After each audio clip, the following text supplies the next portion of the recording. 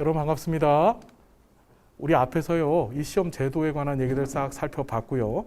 그다음에 이제 시험 준비 어떻게 해야 되는지에 대한 얘기도 해봤습니다. 단권화 시킬 거예요. 이 책 가지고서 단권화 시키면 된다. 믿으시고 정말 이거 갖고 공부하시면 된다. 자, 이 책 잠깐만 좀 소개하고 어떻게 공부해야 될지에 대한 얘기 좀 나눠보겠습니다. 설명 쭉 되어져 있는데요.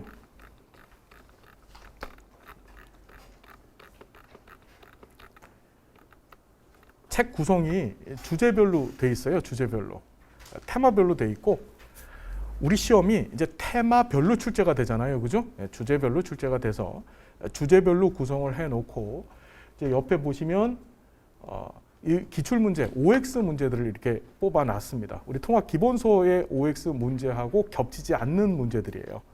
사실은 통합 기본서에도 OX 문제가 있잖아요. 걔네들과 핵심 요약집에 있는 이 OX 문제를 합하면 9에서부터 지금까지 시험 본 모든 기출 문제가 웬만한 게 다 들어가 있는 겁니다. 자, 그래서 뭐 그것까지 보실 필요는 없고 이 OX 문제 저거 같이 푸시면서 정리하실 거고요. 정리하실 거고, OX 문제를 푸실 때는 여기 나와 있는 것처럼 자, 정답이 밑에 있습니다. 밑에 있으니까 이론 공부를 하시고 나서 자, 오른쪽에 있는 OX 문제를 여러분들이 스스로 같이 이제 저하고 같이 풀어보시면 돼요. 푸시고 이론에 있는 내용들을 잠깐 봐주시면 여기 뭐 주의라고 표시해 놨잖아요. 이 주의는 말 그대로 진짜 주의해야 될 부분들입니다. 그러니까 전체 시험의 맥락을 놓고 출제자들이 출제를 하는데 출제하면서 여러분들한테 혼동을 줄 수 있는 부분들, 그죠? 혼동을 줘서 웬만하면 틀리게 만드는 부분들을 이 주의로 표시를 해놨습니다. 그다음에 또 잘 아시겠지만 이 기출 회차가 붙어 있잖아요, 그죠? 이 초 제목별로 기출 회차가 붙어 있는데 이 기출 회차는 여러분 기출 회차가 많다는 얘기는 뭐 어떤 걸 의미하나요? 시험 문제가 많이 출제됐고 또 출제될 가능성이 높다는 얘기입니다. 기출 회차 하나도 빼놓지 않고 다 정리되어 있습니다. 진짜입니다. 그러니까 이 기출 회차가 많은 부분들, 물론 이제 강의 시간에 말씀을 드리겠지만 이 기출 회차가 많은 부분들을 중점적으로 공부를 해 두시면 되고요. 이제 재미있는 암기법들 강의 중에 계속 말씀을 드릴 겁니다. 그 암기법들 가지고 공부를 할 겁니다.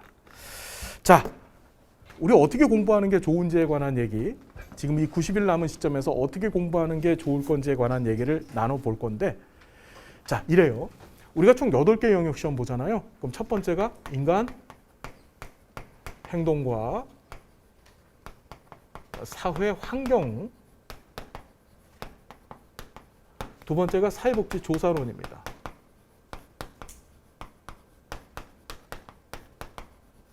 자, 세 번째가 사회복지 실천론,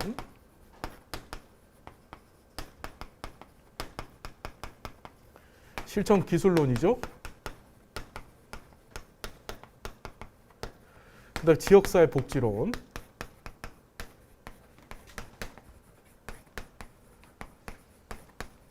그 다음에 사회복지 정책론,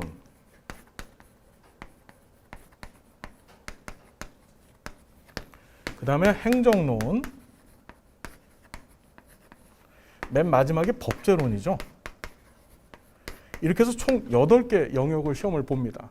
그 중에서 이 앞에 2개를 사회복지 기초 과목이라고 하는 거고, 그 다음에 얘를 사회복지 실천 과목이라고 하는 거고, 얘를 사회복지 정책과 제도 과목이라고 얘기를 하는 거예요. 알고 계시죠? 근데 이 시험이 어떠냐면 이래요. 서로 굉장한 연동을 갖고 있습니다. 그러니까 영역별 연동을 갖고 있는 거예요. 무슨 소리냐? 인간행동과 사회환경을 공부할 텐데 인간행동과 사회환경, 이제 우리 공부하면서 깊은 얘기를 또 나눠볼 건데 여기 이제 성격이론이라고 하는 것이 있습니다.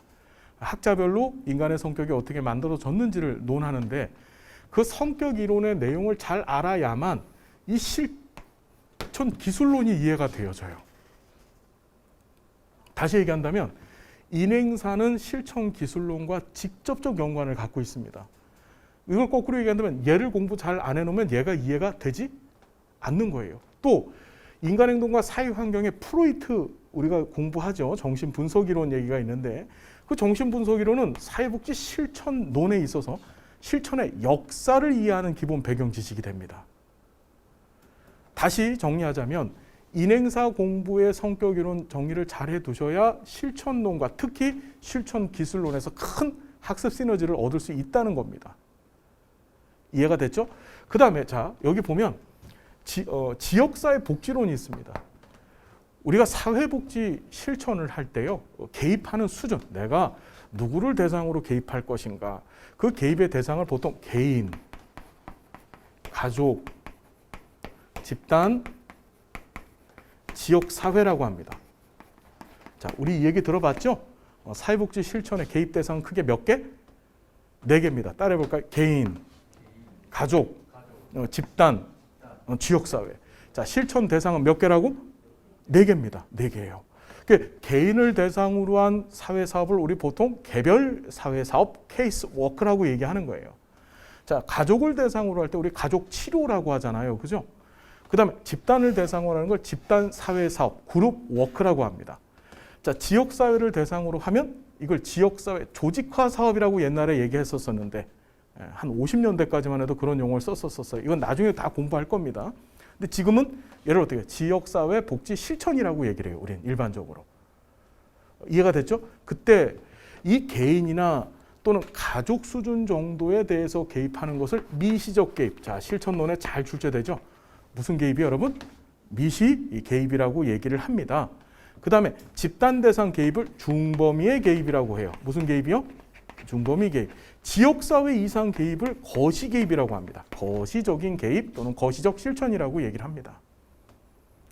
자, 무슨 말인지 이해가 되시나요? 자, 이렇게 정리를 하고 봤었을 때 이 거시적 개입은 지역사회 주민들 수많은 사람들을 대상으로 해서 개입을 해야 되는 거예요. 한두 명의 사람 또는 한 명의 사람이 아니라 아주 많은 사람들을 대상으로 해서 개입을 해야 돼요.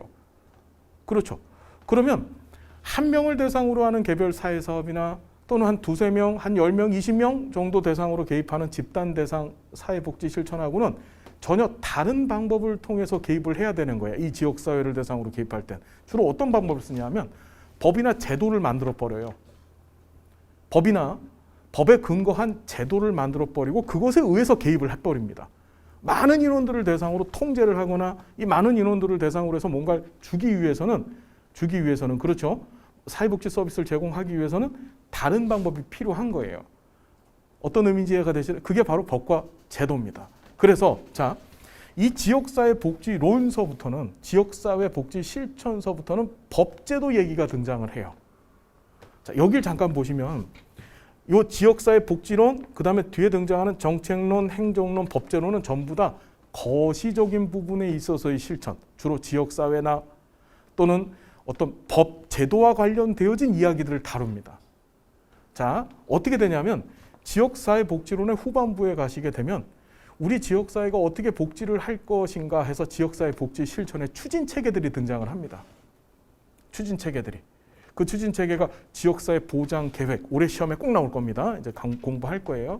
지역사회 보장계획이라든지 또는 지역사회복지협회라든지 사회복지관이라든지 이런 법으로 정해져 있는 사회복지시설이나 조직들에 관한 얘기를 공부하게 돼요. 무슨 말인지 되세요? 다시 얘기한다면 이 지역사회 복지론의 3분의 1은 전부 법 얘기입니다. 자, 정책론도 마찬가지입니다. 정책론은요, 뒤에 후반부에 가면 사회보장론이라는 걸 공부합니다. 사회보장이라고 하는 것은 주로 공공부조제도나 사회보험제도를 얘기합니다. 무슨 말인지 알겠어요? 이제 나중에 다 공부할 거예요. 즉, 국가가 국민들의 삶을 어떻게 보장할 것인가 관련해서 만든 제도가 크게 2가지, 공공부조와 사회보험제도라는 게 있어요. 우리나라는 5가지 공공부조 제도를 갖고 있고 또 5가지 사회보험 제도를 갖고 있습니다. 그 얘기를 사회보장론에서 공부할 거예요. 다시 얘기한다면 이 정책론의 또 한 3분의 1 정도는 전부 다 5가지 사회보험, 5가지 공공부조 관련된 얘기, 즉 법 얘기입니다. 얘도 법 얘기예요. 자, 행정론에 들어가셔서도 행정론에 뭐 정책이나 지역사회 복지론과는 좀 틀리지만 작지만은 그것보다 작지만은 얘도 법 얘기를 상당히 많이 다룹니다. 사회복지 조직이 어떻게 운영이 되어져야 되는가, 법에 근거해서 운영되어져야 됩니다. 어떻게 평가를 받아야 되는가, 어떻게 관리되어져야 되는가. 그러니까 얘도 법 얘기가 상당히 많이 등장을 합니다. 그리고 맨 마지막에 법제론이 등장하죠. 얘는 그냥 순수한 법덩어리입니다. 자, 어떤 얘기를 하고 싶은 거냐면 우리 공부의 전적인 핵심은 법제론입니다. 다시 얘기하자면 얘를 잘 정리 끝내시면 나머지 것들 이만큼, 특히 지역사회 복지론, 그 다음에 사회복지 정책론은 웬만한 건 다 해결이 됩니다. 특히 요새 시험 추세가 이 지역사회 복지론이나 또는 사회복지 정책론의 출제 방향이 법제론 출제는 어떻게 하죠? 현재 진행 중인 또는 현재 집행 중인 법조문을 그대로 주고 이게 옳으냐 그르냐로 출제가 되는 거예요. 이해됐나요? 자, 아주 쉽게 정리하자면 법제론 공부만 잘해 놓으시면 예공부가 그냥 끝나진다는 얘기입니다. 무슨 말인지 여러분 이해가 되세요?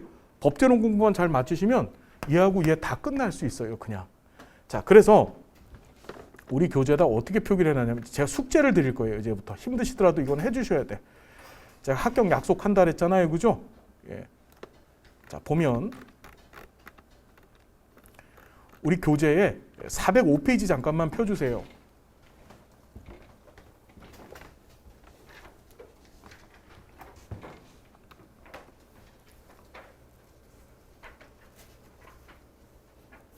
피셨나요? 자, 거기 보시면요, 이래요. 여기 기출 표기가 되어져 있는데 이게 사회보장 기본법이라고 하는 1995년에 제정되어진 법이에요. 자, 여기서 법제론에서는 꼭 세 문제가 출제됩니다. 반드시 세 문제 출제돼요. 그냥 세 문제가 출제가 되어지더라. 그때 자, 가만히 보시면 법제론에서 이렇게 한번 출제가 되어지는데 옆에 봤더니 정책론에서 시험 문제가 이렇게 또 출제가 되죠. 정책론에서 어떻게 출제되냐? 이 법조문을 그대로 옮겨서 출제를 합니다. 이게 맞냐? 틀리냐로 출제를 해요. 정책론에서 법제론 시험 문제를 출제를 한다는 거예요. 무슨 얘기인지 이해가 되셨죠? 그래서 자, 우리 교재를 보시면요, 그걸 다 표기를 해놨습니다. 전부 다. 예를 들자면 지금 뭐 예를 들어서 사회보장 받을 권리, 이걸 사회보장 수급권이라고 얘기하는데 이게 사회보장 기본법 제9조에 있는 얘기입니다. 지금 출제가 어떻게 돼 있죠? 엄청 많이 되어져 있죠? 얘는 이번 시험에도 나올까 안 나올까요? 이번 시험에 사회보장 수급권 출제될 겁니다. 제가 이제 법조문을 또 찍어 드릴 거예요, 이제 수업하면서. 그래서 여러분 쭉 넘어가 보시면 특히 이제 참 기계를 쓰니까 뭔가 답답한 느낌이 듭니다.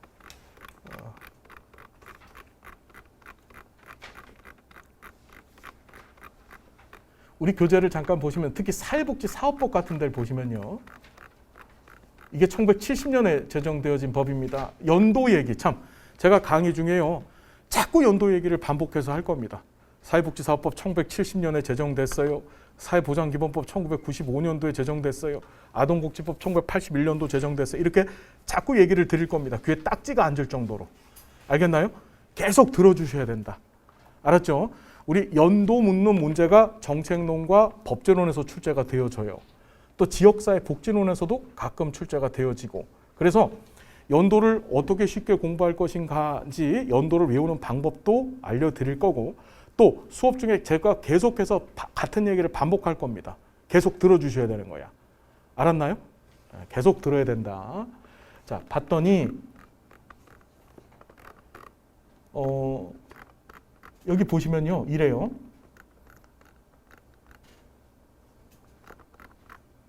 지역사회 복지론에서 출제된 것도 이 법제론에 이 사회복지사업법 같은데 정리가 다 되어 있어요. 이게 지금 안 나오는데 뭐 정책론에서도 이게 사회복지사업법 얘기가 정책론에서 요 조문이 이렇게 출제가 되어지죠. 그렇죠? 자, 반드시 보고 정리해야 될 조문만 완벽하게 이 교재 안에 담아놨습니다. 이 교재를 보실 때 기출 회차가 많이 반복되어지고 또 지사복이라고 표현된 건 지역사회 복지론 얘기하는 거예요. 그 정리를 같이 하셔야 된다. 자, 앞으로의 숙제는 뭐냐면요, 매주 저하고 만나게 되실 텐데 매주 법조문 공부를 미리미리 해주시는 겁니다. 법조문을 반복해서 정리하시고 이 법조문을 어떻게 봐야 될지에 관한 얘기 이제 같이 나눠볼 건데요. 예, 그래서 법조문 공부에 초점을 두셔야 된다. 법조문 공부에. 법조문 위주로 시험 문제가 출제되고 법조문을 잘 정복하시게 되면 이런 과목들이 다 해결이 되어지더라. 알겠죠? 자, 여기 보시면 인간행동과 사회환경이 있는데 25문제예요. 전국적으로 시험을 보시고 나면 평균 점수가 나오거든요. 영역별 평균 점수가 나오는데 인행사 전국 평균이 작년 같은 경우 18.4점인가 그랬습니다. 자, 25점 중에서 18.4점 잘 나온 거예요, 못 나온 거예요? 우리 합격률이 30% 정도예요. 이 시험은요. 그때 18.4점이 인간행동과 사회환경의 평균 점수였었어요. 자, 그럼 이걸 다시 얘기한다면 18.3은 굉장히 잘 나온 점수예요. 자, 우리는 이 첫 번째 영역의 인간행동과 사회환경 제 강의에 잘 집중해 주시고 정리를 해 주시면 여기서 충분히 22점 이상 맞을 수 있어요. 여러분들이 제일 힘들어하는 게 뭐지? 이거 되게 어렵다고 생각하는데 어렵지 않아요. 사실은 어렵지 않습니다. 잘 공부하게 되면 우리 다음 주에 조사론 공부를 하게 될 텐데 공부하시게 되면 별거 아닙니다. 실제로는. 근데 여기서 정말 어렵다. 나는 여기에 시간 투자를 많이 못하겠다라고 하셨을 때 여기선 15점 정도만 맞춰주시면 돼. 15점 정도만. 그래도 합격에는 전혀 지장을 받지 않습니다. 대신에 인행사 점수를 22점까지 끌어 올려주셔야 되는 거야. 알겠죠? 자, 세 번째가 실천론인데 실천론 쉬워요, 어려워요? 우리 8개 영역 중에서 제일 쉽습니다. 전국 평균도 20점이 다 넘습니다. 항상 그래왔어요. 요새는 좀 어렵게 하려고 하는 경향을 보여. 실천론을 어렵게 하는 방법은 하나입니다. 앞에서 말씀드렸던 연도 있잖아요. 실천의 역사를 묻는 문제를 자꾸 출제합니다. 그럼 이제 여러분들은 연도, 순서 이런 거 싫어하잖아. 그죠? 예, 우리 이제 그 공부도 할 거예요. 어쨌든 그걸 통해서 어렵게 만드는데 그것만 잘 극복하게 되면 얘는 25점 만점 맞는 것도 어렵지가 않아요. 그리고 두 번째가 실천 기술론입니다. 두 번째 과목에서 보는 두 번째 영역이 실천 기술론인데, 자, 실천 기술론 같은 경우에는 모델들이 많죠. 자, 실천 기술론이 이제 우리 조금 있다가 각 영역들이 어떻게 구성되어져 있는지를 싹 살펴볼 거예요. 전체 큰 밑그림을 그리는 작업을 오늘 할 건데 미리 좀 잠깐 말씀드리면 실천 기술론은 자, 아까 전에 우리 사회복지 실천의 대상이 크게 몇 가지 있다 그랬습니까? 4가지. 그게 뭐야? 개인, 가족, 집단, 지역사회 있었다 그랬잖아요. 그죠? 이때 거시적인 지역사회는 빼고 요 3가지. 개인을 대상으로 한 실천 모델들. 그 실천 모델을 주로 개인한테 사용을 하는데 가족한테 쓰는 경우들도 있어요. 어쨌든 그 실천 모델 5가지가 있습니다. 그게 인지 행동 모델, 과제 중심 모델, 위기 개인 모델, 또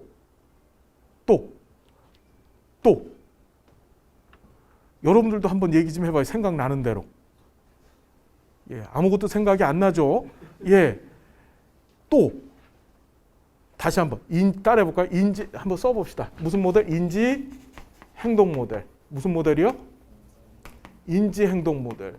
그 다음에 과제 중심 모델. 위기 개인 모델.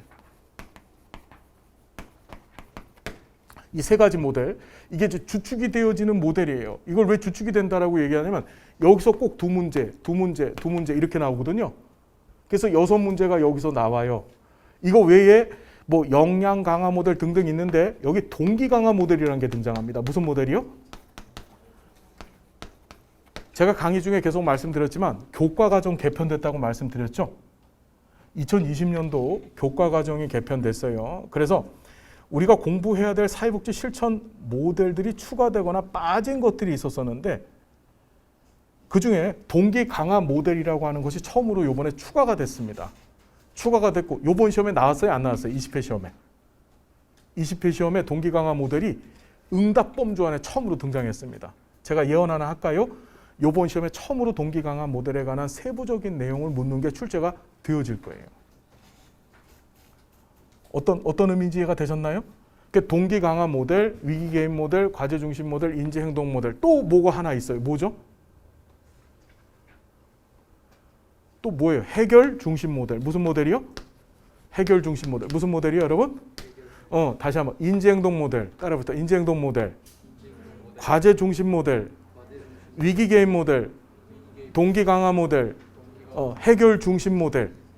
이 5가지가 5모델, 5모델 중심 모델이라고 얘기를 해요. 이해가 됐죠? 무슨 얘기인지. 예.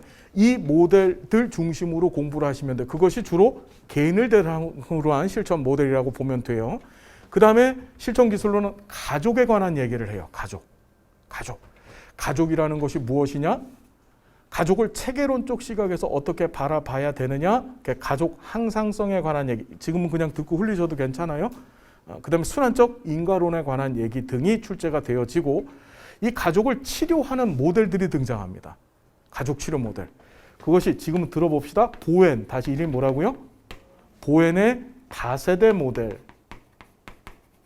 그 다음에 미누친이라고 하는 사람이 등장해요. 뭐라고요? 미누친의 구조주의 모델, 사티어의 경험주의 모델, 그 다음에 전략적 가족 치료 모델, 이야기 가족 치료 모델, 이렇게 공부합니다. 이렇게 가족 모델. 그 다음에 집단에 관한 얘기를 공부합니다. 집단이라는 게 뭐고, 집단을 구성하는 요소, 그걸 집단 역동성이라고 합니다. 집단 역동성이 뭐고, 집단 사회복지 실천의 3가지 모델 공부해요. 집단 사회복지 실천의 3가지 모델. 그것이 이제 상호작용 모델, 그 다음에 사회적 목표 모델, 치료 모델, 이렇게 3가지 공부할 거거든요. 자, 어쨌든 사회복지 실천 기술은 개인, 가족, 집단을 대상으로 한 주된 모델들을 공부해 보는 거예요. 모델들을. 무슨 말인지 알겠죠, 여러분? 그 모델들을 전부 다 더하잖아요. 한 15개 정도 됩니다. 15개. 15개에서 한 문제씩 나온다고 한다면 15문제 되는 거죠. 그 중에서 지금 얘기 나온 것처럼 인지행동 모델이나 과제 중심 모델, 위기 개입 모델에서는 2문제씩이야. 그러면 이 모델들만 잘 섭렵하시고 모델들에서 사용하는 주요 키워드 정도만 잘 공부해 두시면 거뜬히 실천 기술로는 20점을 맞을 수 있다는 얘기가 되는 거예요. 무슨 말인지 알겠죠? 그 다음에 지역사회 복지론이에요. 얘는 과감하게 좀 던져 놓으실 건 던져 놔야 돼. 제일 골 때리는 게, 힘들어하는 게 지역사회 복지론입니다. 3번째 영역 가운데서, 그러니까 2번째 과목의 3번째 영역인 지역사회 복지론에서 많이들 힘들어하세요. 왜냐하면 학자가 너무 많아요. 거시체계 얘기를 한다 그랬잖아요, 그죠? 거시체계다 보니까 이 분석하는 기준이나 분석의 내용을 놓고 너무 많은 학자들이 들이대고 있습니다. 그리고 이 나쁜 출제위원들이 그 많은 학자들을 다 시험 문제 출제를 하고 있어요. 골탕을 좀 먹이려고. 무슨 말인지 알겠죠? 그래서 조사론만큼만 점수 맞아주시면 돼. 제가 강의 중에 중요합니다라고 말씀드린 것 정도만 공부하셔서 정리하셔도 되더라. 다시 정리하자면 얘는 점수 잔뜩 올리고, 얘는 어느 정도 평타 치시고, 얘는 지역사회 복지론에서는 그냥 우리 강의 정도만 잘 소화하시게 되면 충분하게 15개 이상 맞는다. 알았죠? 그러니까 전략 과목, 전략 영역이 뭐가 되는 거예요? 2번째 과목에서는 실천론 되는 거예요. 실천론 점수를 바싹 올려주셔야 됩니다. 알았죠? 여기서는 전략이 뭐가 되죠? 그렇죠. 인행사예요. 알겠죠? 그 다음에 3번째 과목이 있는데 이 셋 중에서 전략은 당연히 뭘까요? 법제론입니다. 법제론. 법 공부만 잘해 놓으시면 나머지 것들 다 해결된다고 제가 말씀드렸어요. 알았죠? 법조문이 무궁무진하게 있는 것도 아니고 우리 교재에 있는 내용만 반복해서 정리하시면 됩니다. 교재에 있는 내용들만 있으면 충분합니다. 아시겠죠? 그래서 법제론에 타겟을 두셔서 정리를 하시면 정책론의 3분의 1은 그냥 저절로 해결됩니다. 그리고 정책론의 앞부분 얘기는 그 법제론과 관련되어져 있는 사회보장론 얘기를 빼고 나면 앞부분 별로 할 것도 없어요, 사실은. 이해가 됐죠? 행정론은 이게 조직 관리자, 즉 시설장님이 하시는 일을 공부하시는 거거든요, 우리가. 그러니까 실무적인 얘기들을 다뤄보게 됩니다. 얘도 잘 이해하시고 정리하시면 별거 아니더라. 다 별거 아니라고 해서 죄송한데,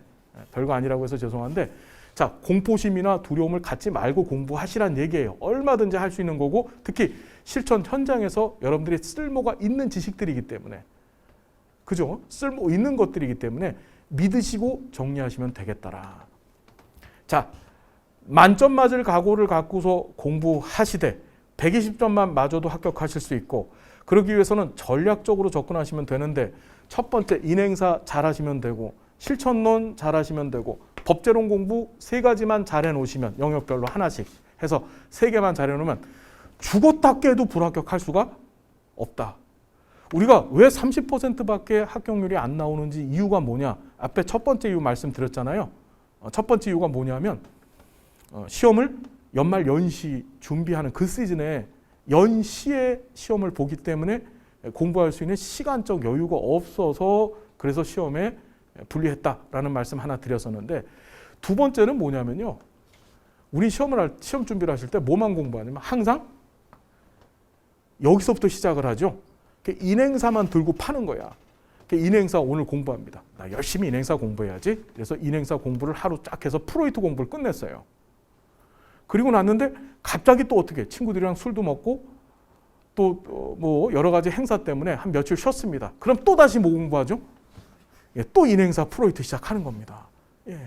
그리고 또 프로이트 하는 거야. 너무 재밌는 게 사회복지사들 1급 시험 준비하시는 분들은 프로이트는 참 다 잘 알아요. 예. 나머지 것들을 안 합니다. 나머지 것들을 못 하는 거지. 제일 중요한 게 얘인데, 법제론인데. 이해됐어요? 골고루 준비하시되 핵심적인 타겟이 되어지는 영역들에 대해서 집중적으로 공부를 하시면 된다. 인행사만 하지 말고. 프로이트만 인행사도 다 안 나죠. 프로이트만 합니다. 예, 그렇게만 하지 아니하시면 합격을 안 할 수가 없다. 우리 작년에 같이 공부하셨던 분들 중에 어떤 분이 계셨냐면요. 부산에 계셨던 분인데 한국전력에서 근무를 하시다 은퇴를 하셨어요. 은퇴하신 다음에 부산의 어느 대학교에서 석사과정 공부를 하셨습니다. 사회복지학 석사과정을 공부하셨어요. 그리고 나서 이분이 공부 마치신 다음에 사회복지사 1급 시험 준비를 하려고 했는데 그 학교의 선생님들하고 다 말렸대요. 하지 말라고. 나이가 무슨 60이 훨씬 넘어가지고 뭐 하는 짓이냐고, 하지 마십시오. 그랬더니 이분이 당당하게 계셨습니다. 나 지금 여기서 석사까지 공부했고 나는 대학에서 학생들 가르치는 일을 하고 싶습니다. 그러기 위해서는 뭐가 필요하다? 1급 자격증이 있다는 것이 내가 제대로 머릿속에 갖추고 있다는 걸 증명하는 건데 나 그렇게 하고 싶다. 이분이 어떻게 했냐면 공부를 하셨습니다. 합격했을까요? 불합격했을까요? 작년에 한 번에 합격했습니다. 62세인가 63세인가 그래요. 대학 교수가 됐을까요? 못 됐을까요?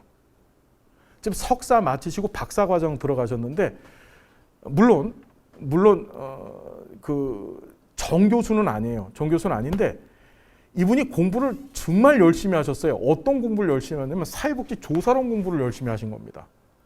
왜 사회복지 조사론 공부를 열심히 하셨냐면 전체 과목들 중에서 사회복지학과 교수님들이 못 가르치는 과목이 있어요. 그게 뭘까요?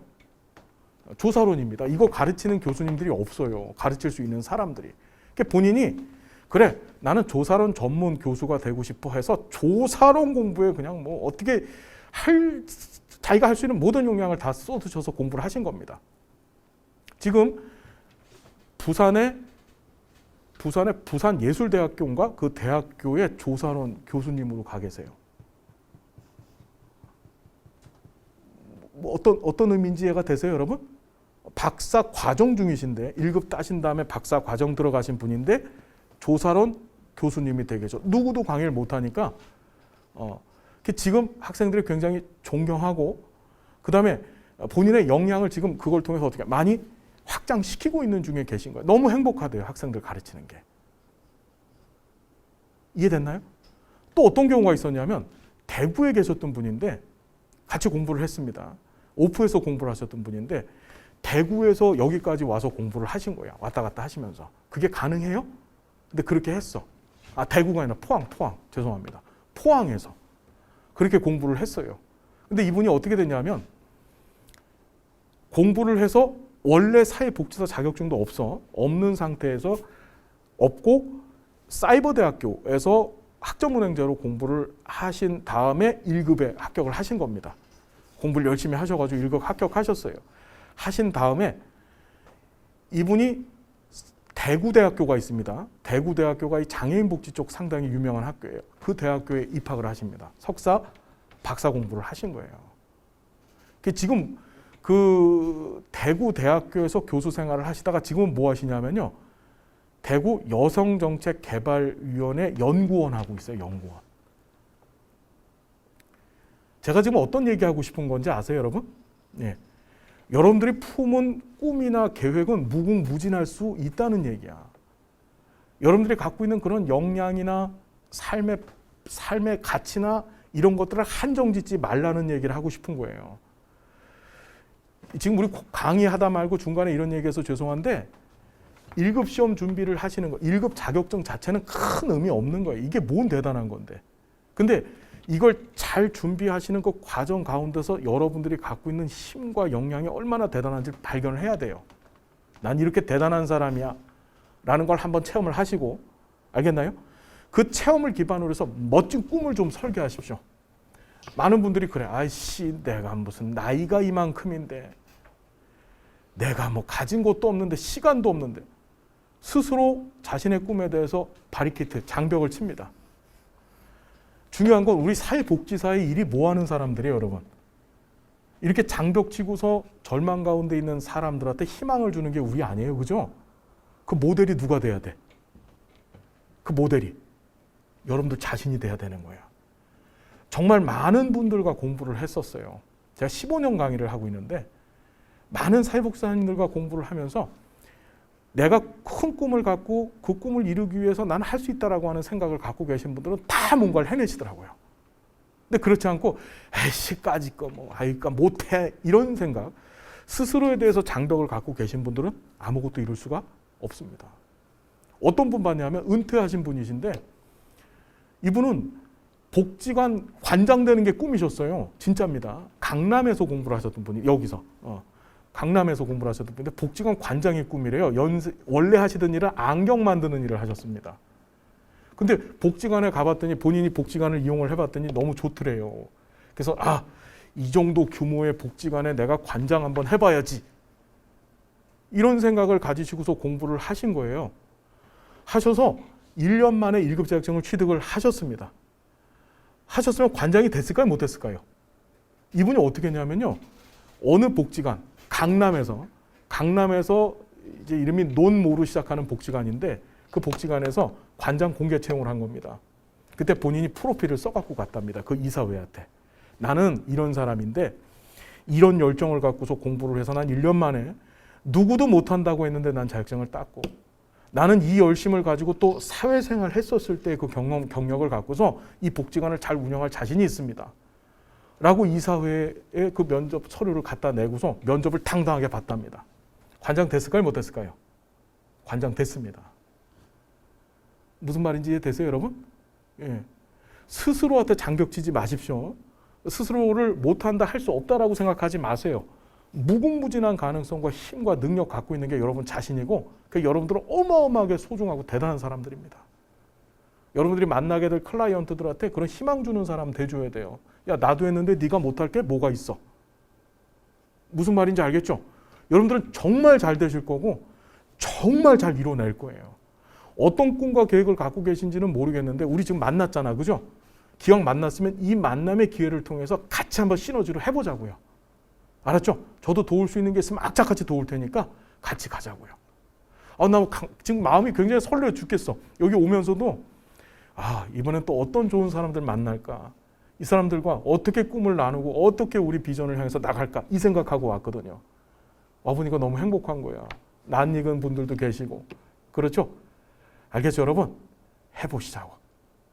자, 엉뚱한 대로 좀 얘기가 새 나갔는데 어쨌든 자, 각각의 과목별로 타겟으로 삼아서 진행해야 될 영역들이 있다는 거. 걔네들은 무조건 고득점을 받아주셔야 돼. 알았나요? 그 고득점은 우리 공부하는 것만 잘 따라오시면 고득점 맞을 수가 있다. 알겠습니까? 자, 이 정도 보시면 되고요. 이거 잠깐 지울게요. 지우고 이제 첫 번째 과목의 영역에 해당되는 인간행동과 사회환경 얘기부터 큰 틀 잡는 얘기를 좀 해볼 거예요. 이건 좀 필기가 좀 필요합니다. 여러분 필기를 하시면서 이렇게 돼 있구나. 이렇게 돼 있는 거 이렇게 공부해야 되겠구나라고 정리를 좀 해주시기 바랍니다. 자, 저 잠깐 보겠습니다. 첫 번째, 우리 인간행동과 사회환경 공부해요. 인간행동과 사회환경. 그렇죠. 자, 인행사는 첫 번째 영역이면서 첫 번째 과목의 첫 번째 영역이에요. 그러니까 인행사 시험에서 좋은 점수를 받아줘야 전체적으로 어떻게 시험의 흐름을, 리듬을 잘 탈 수 있습니다.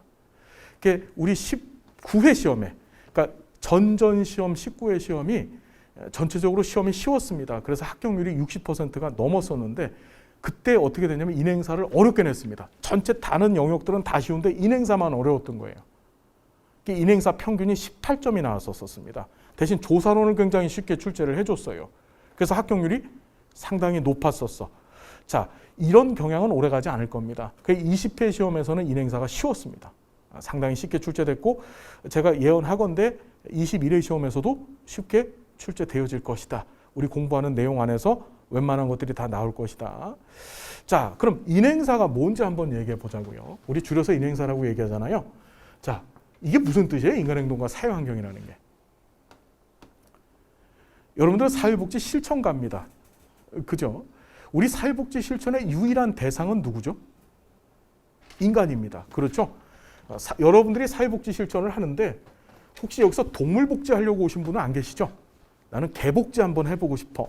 나는 고양이 복지 해보고 싶어. 라고 해서 1급 시험 준비하시는 분은 없죠. 그죠? 누구를 대상으로 해서? 인간을 대상으로 한 사회복지 실천하려고 오신 거잖아. 그죠? 사회복지사가 가장 기본적으로 알아야 될 지식은 인간에 대한 지식이에요. 자, 그때 행동이란 표현이 등장합니다. 사람은 행동을 하잖아요. 그죠? 행동을 해요. 제가 우리 앞에 계신 선생님을 한 대 꿀밤을 딱 때렸습니다. 선생님 어떻게 반응하시겠습니까? 예, 성격 나오죠? 예, 어떻게? 예, 화낼 것 같습니다. 선생님을 한 대 때렸습니다. 그럼 어떻게 하시겠습니까? 경찰 부르죠. 좋은 사람이 하나도 없습니다. 제가 선생님을 한 대 때렸습니다. 어떻게 하시겠어요? 예? 뭐라고요?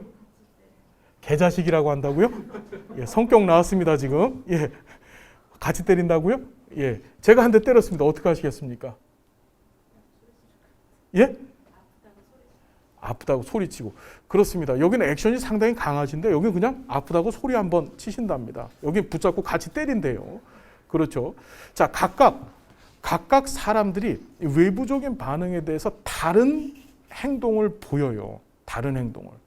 이유가 뭘까요? 각 사람마다 뭐가 틀리기 때문에. 생각? 자, 우린 그걸 뭐라고 얘기하면 성격이라고 얘기합니다. 뭐라고요, 여러분? 성격. 사람보다 뭐가 틀리기 때문에? 성격이 틀리기 때문에 그래서 이것이 인간의 각기 다른 행동을 유발한다고 보는 거예요. 자, 그래서 이 성격이 어떻게 만들어지고 또 어떻게 유지되어지고 어떻게 변화되어지는지를 연구합니다. 그걸 우린 성격 이론이라고 해요. 우리 시험에 17회 시험부터 대놓고 성격 이론이라고 하는 용어가 등장을 했어요. 무슨 이론? 성격 이론. 성격 이론. 다시 얘기한다면 성격 이론은 인간의 성격이 어떻게 만들어지고 그 다음에 인간의 성격이 어떻게 유지되어지고 또 이것이 바뀌어질 수도 있다. 어떻게 바뀌어질까를 연구하는 것들입니다. 그걸 합쳐서 우리 뭐라고? 성격 이론이라고 얘기하는 거예요. 그래서 자, 이 성격 이론과 관련되어져서는 각 학자들의 주장이 다 틀렸습니다. 학자들이 서로 주장하는 바가 다 틀립니다. 이렇게 만들어지고 이렇게 유지되고 이렇게 변화돼. 아니야, 성격은 변화되지 않아. 이렇게 주장하는 학자들도 있어요. 아니야, 성격은 얼마든지 변화될 수 있어. 이렇게 주장하는 학자들도 있고. 그래서 그 파가 총 몇 개? 3개 덩어리가 있다. 몇 개 덩어리? 자, 이 3개 덩어리를 묻는 문제도 아주 잘 출제가 된다. 인행사에서. 첫 번째 보면 정신 역동이론. 다시 무슨 이론이요? 아우, 중요하다. 정신역동이론. 따라합시다. 정신역동이론. 큰 덩어리 이름입니다. 정신역동이론이라고 하는 덩어리예요. 이 정신역동이론은요, 무슨 소리냐면 정신역동이론은 야, 인간의 정신에는 어떤 공간이 있어. 그리고 공간에 어떤 구조물들이 있어. 구조물, 물체가 있다는 거예요. 보이지는 않지만 어떤 구조물들이 있어. 그런데 걔네들이 역동적으로 막 부딪히고 깨지고 일반적으로 얘기하는 상호작용을 통해서 그걸 통해서 각각 다른 사람들의 성격이 만들어져라고 주장하는 겁니다. 어떤 사람은 어떤 구조물이 길고 어떤 사람은 구조물이 짧고 어떤 사람은 그 구조물의 기능이 더 세고 어떤 사람은 구조물의 기능이 더 약하고 이것에 따라서 각기 다른 성격이 만들어진다고 주장하는 것을 무슨 이론? 정신 역동 이론이라고 하더라. 그 정신 역동 이론 첫 번째 누가 등장하냐? 프로이트가 등장하더라. 무슨 사람 이름 뭐라고요? 프로이트 기억해야 된다. 자, 사람 이름 다시 한번 프로이트. 시험에는 프로이트라고도 출제될 때 있고 프로이드라고도 출제될 때 있어요. 이렇게 써요. 이렇게 쓰는데 이게 원래 독일어거든요. 독일어에서는 얘를 트라고 읽어야 돼. 프로이트라고 하는 게 사실은 맞는데 이걸 영어식으로 읽어서 프로이드라고도 출제가 되더라. 괜히 헷갈리지 마요. 프로이트, 프로이드 이 두 가지로만 출제된다. 이 사람이 정신분석이론이라는 거 제시했습니다. 무슨 이론이요? 정신분석이론.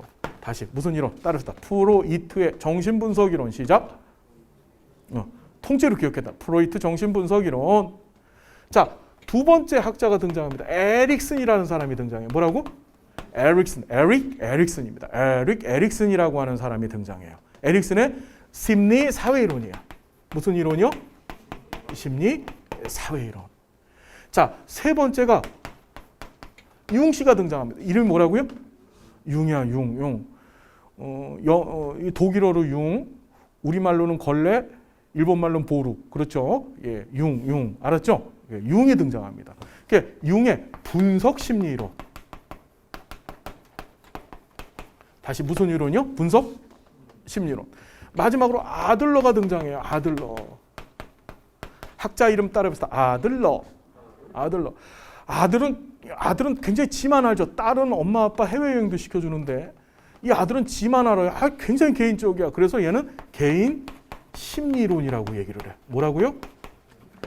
자, 성격이론가들은 기본적으로 인간 성격이 어떻게 만들어지는가, 그죠? 그리고 그것이 어떻게 유지되는가, 어떻게 변화되는가, 그것에 따라서 각기 다른 성격이 존재한다. 사람마다 성격이 다 틀리니까 보여지는 행동도 달라지잖아요. 그게 바로 성격 이론인데 그 성격 이론가들은 그 성격이 만들어지는 요인을 크게 두 가지로 얘기합니다. 자, 성격 이론가들이 인간 성격이 만들어지는 요인은 두 가지다. 그 첫 번째가 유전이다. 다시 뭐라고요? 유전이다. 다시 뭔전? 유전. 유전이 뭔 뜻이요? 물려받았다는 얘기죠. 즉 엄마, 아빠 성격을 내가 물려받은 거야. 두 번째가 환경이다. 다시 뭐요? 환경이다. 이건 뭐냐면 외부에서 어떤 요인이 나한테 영향을 줘서 내 성격에 영향을 주고 또 내 성격을 변화시키고 내 성격을 유지시킨다는 거야. 자, 그래서 한 인간이 있다고 한다면 한 인간 내부적인 요인이 태어나면서부터 갖고 나온 유전적인 요인이 내 성격을 만들고 유지시킨다. 그걸 유전이라고 얘기하고, 그래서 유전을 다른 말로 내적 요인. 됐죠? 그 다음에 환경이라고 하는 것은 뭐죠? 한 인간 바깥에서 어떤 무엇인가가 들어와서 얘 성격을 만들고 유지시킨다고 보는 거야. 그걸 뭐라고 했더라? 환경이라고 얘기했더라. 이걸 뭐라고? 외적 요인이라고 하더라. 무슨 요인? 외적 요인. 자, 시험에 어떻게 출제되냐면 인간 성격은 외적 요인과 내적 요인에 의해서 형성된다. 맞아요, 틀려요? 인간의 성격은 유전과 환경에 의해서 형성되어진다. 맞아요, 틀려요? 맞다. 인간의 성격은 유전에만 의존해서 성격 만들어진다. 맞아요, 틀려요? 그건 틀린 거야. 뭐에 의해서 만들어지고 유지된다고요? 유전과 환경 두 가지. 시험에 요번 시험 문제 안 나오면 나한테 왜 안 나왔어요? 물으세요. 유전과 환경 얘기 안 나오면 저한테 이거 안 나왔는데요? 얘기하세요. 아시겠나요? 꼭 나온다. 알겠습니까? 어떤 얘기인지? 자, 그때 자 봅시다. 이 유전하고 똑같은 말이 있어. 이 똑같은 말을 심리 따라해볼까요? 뭐라고? 심리. 이 심리하고 또 똑같은 말이 정신이야. 다시 심리, 정신, 유전. 다시 뭐라고요? 심리, 정신, 유전. 자, 반면에 환경하고 똑같은 말이 있다. 이게 사회라는 말이에요. 사회. 뭐라고요? 사회. 외적 요인, 환경하고 똑같은 말을 사회라고 하더라. 자, 여기 잠깐 보겠습니다. 프로이트 정신분석이론이죠. 무슨 자 들어갔지? 얘는 유전 강조회 안 해요. 정신자 들어갔잖아. 정신 똑같은 말이 심리, 똑같은 말이 유전, 똑같은 말이 내적 요인. 오케이 바리? 자, 그러니 프로이트는 뭘 강조한 거야? 유전적인 것에 올인을 합니다. 야, 인간 성격은 야 유전에 의해서 만들어지는 거야. 그게 프로이트 얘기입니다. 오케이? 자, 두 번째가 에릭슨 등장했어. 에릭슨 봤더니 여기 볼게요. 심리자 들어갔어요. 또 사회자도 들어갔어. 유전 강조 안 강조? 유전 강조했죠. 자, 우리 시험에 이렇게 출제됐어. 에릭슨의 심리 사회 이론에서는 유전을 인정하지 아니한다. 맞아 틀려? 유전 인정합니다. 유전 인정해요. 하고 플러스 모두 들어갔다. 환경도 인정한 거야. 인간 성격에 있어서. 사회 이꼴 환경, 외적 요인 정리됐죠, 여러분? 자, 융 봤더니 얘도 뭐가 들어갔어? 심리자 들어갔어요. 유전 인정했어, 안 했어? 인정한 겁니다. 아들로 개인 심리자 들어갔어. 유전 인정했어, 안 했어? 인정한 겁니다. 다시 한번 얘기하면 이론 안에 정신이나 또는 심리라고 하는 용어가 팍 박히잖아? 그럼 그 순간에 뭘 인정하게 된 거예요? 인간 성격의 형성, 발전에 있어서 유전적 요인을 인정하게 된 거야. 시험에는 에릭슨만 그렇게 출제가 됐었다. 어떻게 유전 인정했다, 안 했다? 인정했다는 거야, 얘는. 그렇게 나와요, 시험 문제가. 자, 두 번째. 이 정신역동 이론에 반대하는 성격 이론가들이 등장합니다. 그래? 야, 니네들 얘기는 인간 정신 안에 어떤 구조물들이 처박혀 있다는데 그거 한번 좀 보자. 자, 그걸 이제 프로이트는 원초와 자초자라고 얘기했습니다. 나중에 다시 공부해 볼 거예요, 깊게. 자, 엑스레이, MRI 찍으면은 그 원초와 초자가 보여지나요? 한번 보여주실 수 있는 분 계세요? 내 머릿속에 그런 것이 있단다라고 해서 저희한테 공개적으로 보여주실 수 있는 분. 이 안에 없죠, 여러분? 확인이 돼야 안 돼요. 자, 우리 이제 과학이라는 얘기를 조사론 시간에 공부할 텐데 과학은 기본적으로 경험적 검증 가능성. 다시 한번 뭐라고요? 이 얘기를 공부하게 될 겁니다. 검증 가능성이라래요. 무슨 검증 가능성? 경험적 검증 가능성. 다시 한번. 경험적 검증 가능성. 시작. 용어가 굉장히 낯설 텐데 입에 자꾸 익혀주십시오. 다시 한번. 경험적 검증 가능성. 시작. 시험에 잘 나오는 용어입니다. 과학은 기본적으로 경험적 검증 가능성이 가능할 때 그걸 과학적 지식이라고 얘기하는 거예요. 그럼 이 경험적 검증 가능성이란 건 뭐냐면 인간은 경험할 수 있는 도구들이 이 몸에 붙어 있어요. 세상을 경험할 수 있는 도구들. 그걸 5가지 감각이라고 얘기합니다. 보고, 듣고, 맛보고, 냄새 맡고. 그죠? 이해됐나요?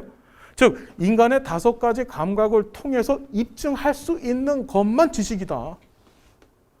그런데 이 정신 역동 이론가들이 얘기하는 인간 정신에는 어떤 구조물들이 처박혀 있어. 그것이 경험적 검증이 돼야 안 돼요? 안 되잖아. 그죠? 그래서 정신 역동 이론에 반대해서 누가 등장하냐면 행동주의라고 하는 애들이 뿅 하고 등장합니다. 무슨 주의? 행동주의가 등장을 해요. 다시 한번 무슨 주의? 행동주의. 얘네들은 유전적으로 인간은 타고날 때부터 인간 정신의 어떤 구조물들을 갖고 타고났다라고 주장을 하는데 행동주의자들은 어린 반푼업지도 없는 소리 하지 말아라. 인간의 성격은 그렇게 만들어지는 게 아니다라고 얘기합니다. 행동주의자들은 이런 얘기를 합니다. 인간의 행동은 인간의 정신은 성격은 어떻게 만들어지냐? 첫 번째, 어떤 특정 행동을 강화시킵니다. 이때 강화라고 하는 표현을 써요. 무슨 화? 강화. 강화 들어봤죠? 강화가 무슨 뜻이에요? 강하게 하는 거. 강화가 무슨 뜻인가요? 강화가 이 강자가 더할 강자입니다. 더할 강, 한자로. 더한다란 뜻이야. 즉 무슨 소리냐면 어떤 특정 행동을 하고 또 하고 또 하고 반복한다란 뜻이야. 이해됐어요? 강화라고 하는 건 다시 한번 의미가 뭐라고요? 어떤 특정 행동을 하고 또 하고 또 하고 반복한다는 의미라 했었어요. 그때 강화된 행동이 뭐가 된다? 습관이 돼요. 습관이. 이 습관이 성격이 된다라고 주장하는 게 행동주의자들이에요. 그러니까 행동주의에서 가장 중요한 용어는 무슨 용어? 강화야, 강화. 자, 이런 거지. 스키너, 이 행동주의자들이 이런 얘기를 합니다. 우리 아이가 있는데 너무 성격이 게을러 빠졌어요, 이 자식이. 그렇죠. 이 게을러 빠진 놈의 성격을 어떻게 고칠 것인가, 부지런한 성격을 어떻게 바꿀 것인가. 아빠가 자, 너 아침에 6시에 일찍 일어날 때마다 너한테 1,000원씩 줄게. 그걸 이제 조작적 조건화 이론에서 강화물이라고 공부할 겁니다.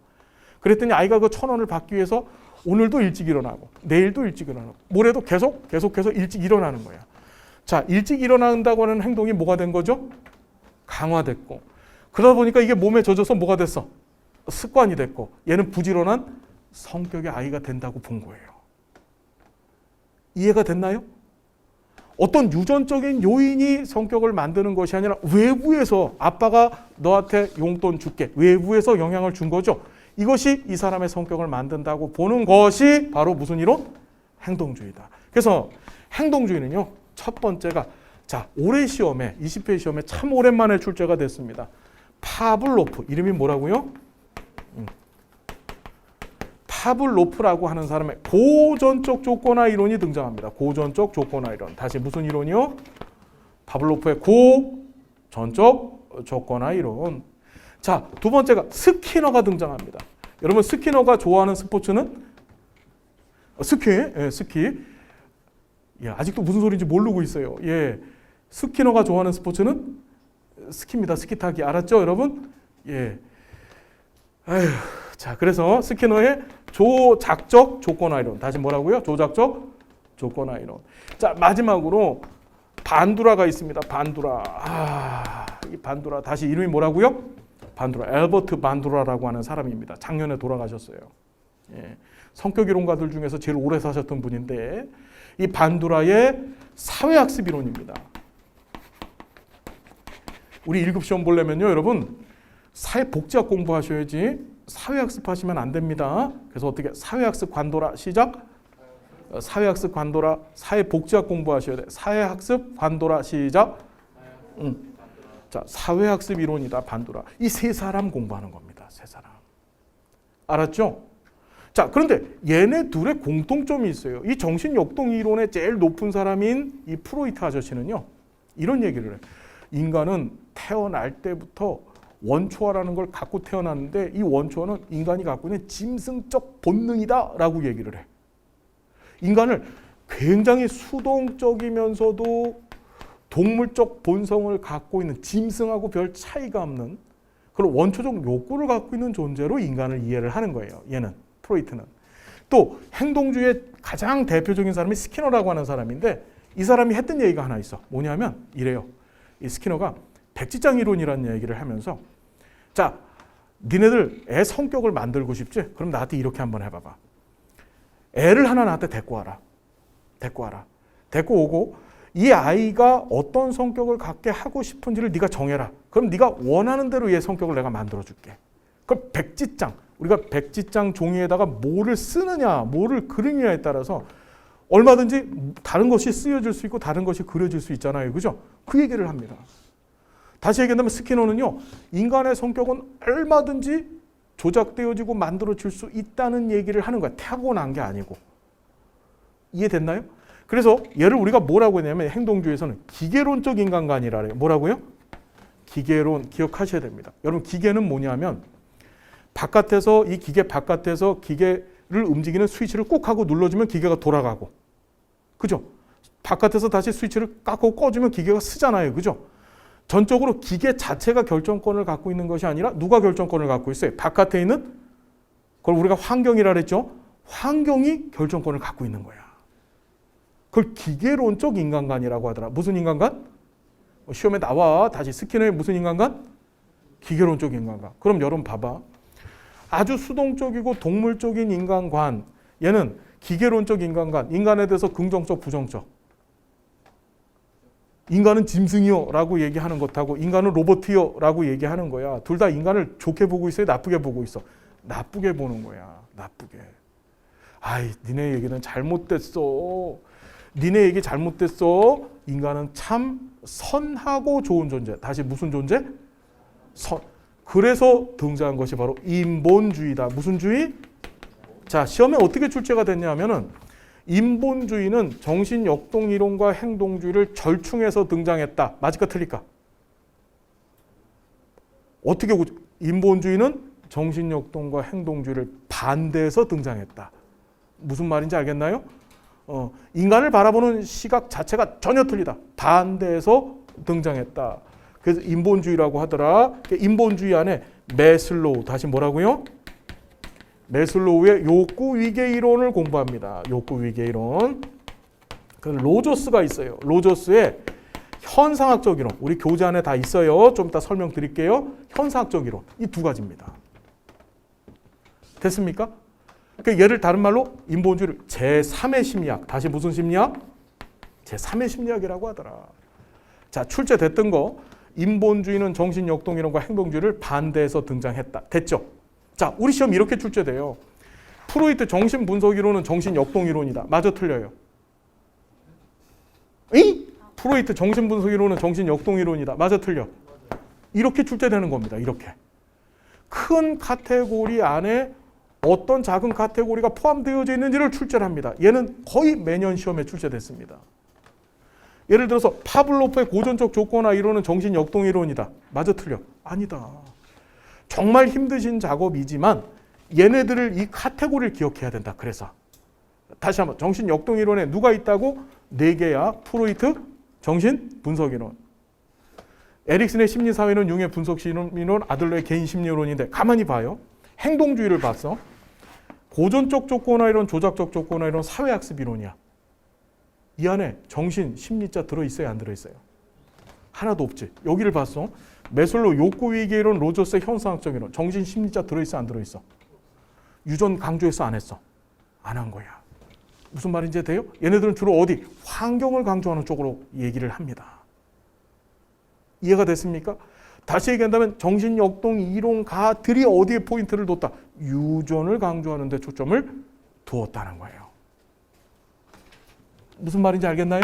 자, 우리 교재를 잠깐만 보겠습니다. 핵심 요약집 제 14페이지를 잠깐 보시면요. 우리 빨리 하고 밥 먹어야 되죠? 인생에서 제일 중요한 건 뭐죠, 여러분? 밥 먹는 겁니다. 그죠, 여러분? 예.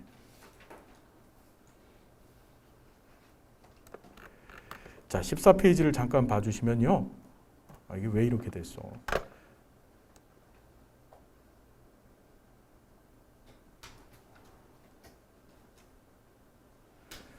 거기에 우리가 공부해야 될 이론 얘기들이 쭉 정리가 되어져 있는데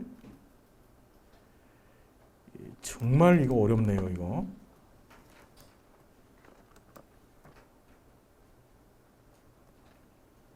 이 표 나와 있죠, 표.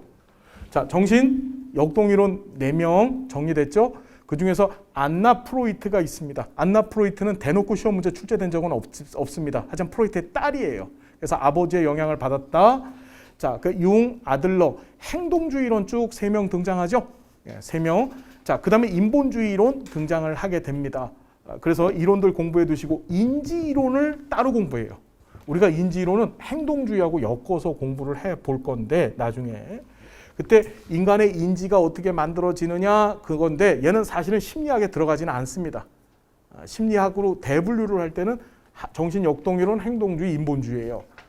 알겠죠? 얘를 제1 세력의 심리학, 얘를 제2 세력의 심리학, 얘를 제3 세력의 심리학이라고 얘기하는 거예요. 시험에 출제될 때는 인본주의는 정신역동과 행동주의에 반대해서 등장했다. 기억하시고 그 외에 우리가 인지이론을 따로 공부한다. 그 인지이론 학자가 삐아제가 등장합니다. 누구요? 삐아제의 무슨 이론? 인지 발달 이론하고 홀버그의 도덕성 발달 이론까지. 자, 우리 시험 그래요. 자, 보면 각 이론에서 한 문제씩이 쭉 출제된다고 보면 돼요. 그 중에서 이 파블로프가 출제가 되질 않았었습니다. 그러다가 이번 20회 시험에 오랜만에 출제가 됐다. 그럼 다음 시험에도 출제될 가능성이 있어요. 있습니다. 그 다음에 홀버그도 이번에 출제가 됐어요. 잘 출제가 안 되다가. 얘도 잘 봐야 된다. 홀버그도. 그냥 쉽게 퉁쳐서 얘기한다면 각 이론에서 한 문제씩, 이 성격 이론에서 한 문제씩인데 이 정신 역동 이론만큼은 2문제씩 출제될 수 있다. 알겠죠? 2문제씩. 이제 공부를 하게 될 텐데 정신 역동 이론에 초점을 둬서 정리하셔야 되고 얘네들을 우리 통틀어서 성격, 이론이라고 얘기하고 인간 성격이 어떻게 만들어지고 유지되고 변화되어지는지를 논하는 것이다. 특히 정신 역동이론은 유전과 환경 중에 뭘 강조하고 있더라?